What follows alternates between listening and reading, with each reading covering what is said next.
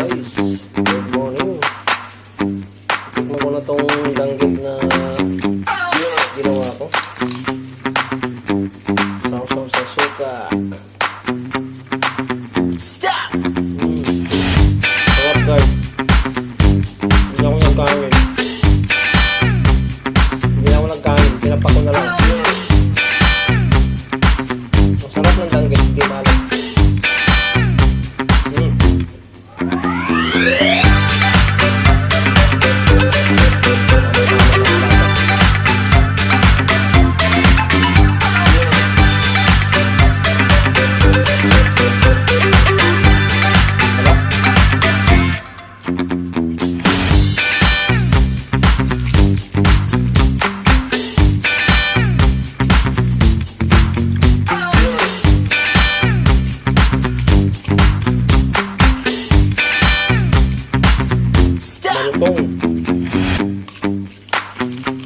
Malutong na danggit.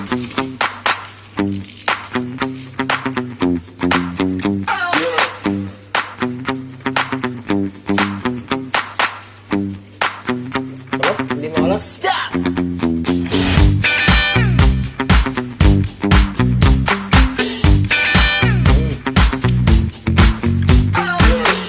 Kaya nyo gumawa nito guys. Madali lang gumawa. Ingat lang din kayo sa paggawa nito kasi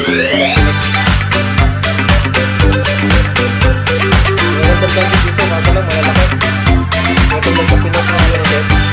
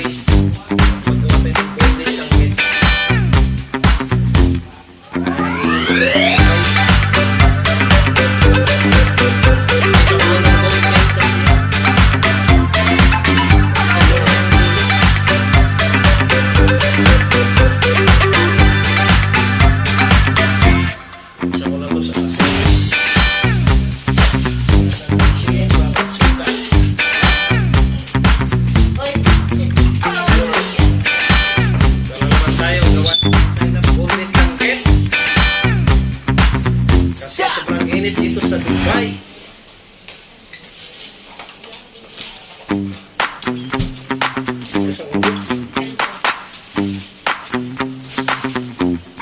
Tanggalin ang bituka.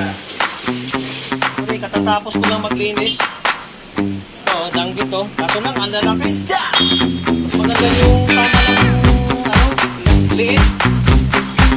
Liit ang danggit na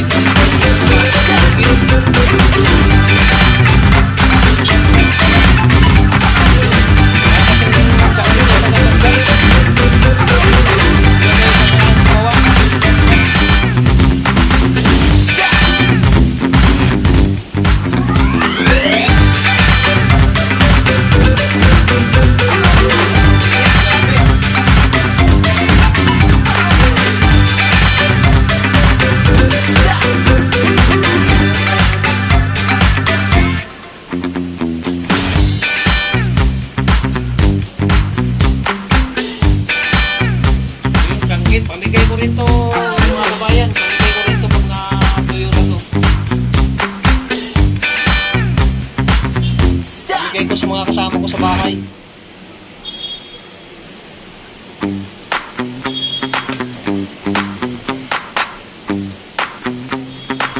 Nandito ulit ako ngayon sa aming terrace para baliktarin itong ginawa kong danggit na daing. Guys, baliktarin ko para magpantay yung tuyo niya. So mamayang hapon yung tuyo na to. Yan. Try nyo gumawang ganito guys. Kung saan na guys sa abroad, hindi lang kayo ng sariling danggit. Tanggalan nyo lang ng buto magkabilaan. Madali lang guys. Tapos linisan nyo lang, hugasan nyo lang sa asin. Tapos pag nahugasan nyo na sa asin, bilad nyo na. Ayan, tuyo na pala to, pero kailangan balik. Tingnan nyo, ang haba may dikit-dikit. Pamigay ko rin to pag natuyo na kasi makasama ko sa bahay gustong gusto yung sariling gawa. Sarap nito, pritohin sa umaga.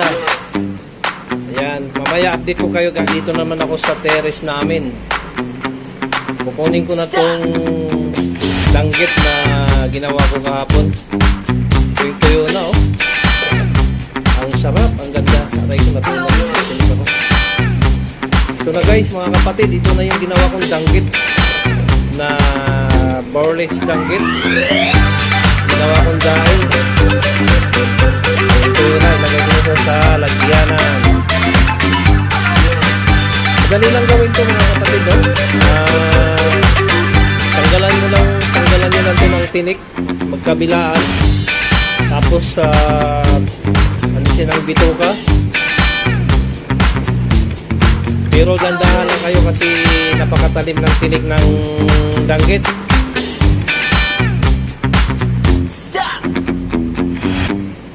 Tapos hugasan nyo lang sa tubig na may asin 3 beses. Huwag nyo lang damihan ng asin kasi maalat. Pamigay ko rin to sa mga kasama ko rito sa bahay. Kasi matatakam sila sa daing. Alam niyo naman ang daing na danggit ay masarap lalo na pag galing sa Pilipinas. Ito humid ko lang to, gawa ko lang to rito, pero masarap naman siguro to kasi hindi naman kadamihan asin, tama lang ang alat niya. So guys, try nyo gumawa ng ganito. Pili lang kayo ng sariwang danggit sa supermarket o kaya sa fish market. Maraming nagtitinda dyan. Tapos linisin nyo lang, tanggalan nyo na ng buto magkabilaan. Ganda oh, sarap oh. Binta ko na nga ito. Maganda magnegosyo dito nga sa panahon ngayon kasi tag-init. Siguro maraming bibili ito mga kabayan. Ayan po, ang sarap.